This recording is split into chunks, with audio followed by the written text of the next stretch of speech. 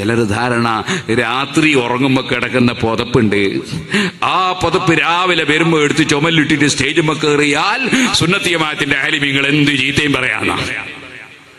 അതിനേക്കാളും വലിയ പുതപ്പ് ധാരാളം കിട്ടും. അതുകൊണ്ടൊന്നും അള്ളാന്റെ ദീനാവൂല. അള്ളാഹുവിന്റെ ദീനിന്റെ തെളിവ് ഖുർആനാണ്, ഹദീസാണ്, ഇജ്മാഅാണ്.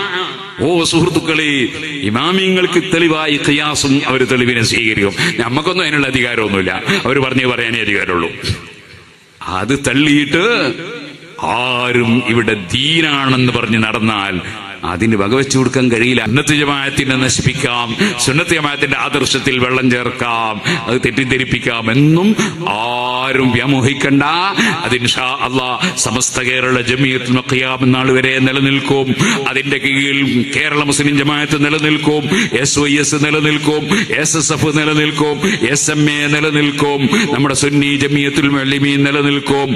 അതിനെ ആർക്കെങ്കിലും ഊതിപ്പറപ്പിക്കാനൊന്നും കഴിയില്ല. ഇവിടെ സുന്നത്ത് ജമാഅത്ത് പണ്ഡിതന്മാരാൽ ഇവിടെ ഖുർആനും ഹദീസും പഠിപ്പിച്ചുകൊണ്ട് നിലനിർത്തും.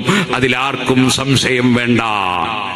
സുന്നത്ത് ജമാഅത്തിന് വേണ്ടി ധീരതയോടെ ആവേശത്തോടെ നമ്മൾ പ്രവർത്തന രംഗത്തുണ്ടാകണമെന്ന് എല്ലാവരോടും ഉണർത്തി ഞാൻ എന്റെ വാക്കുകൾ നിർത്തട്ടെ.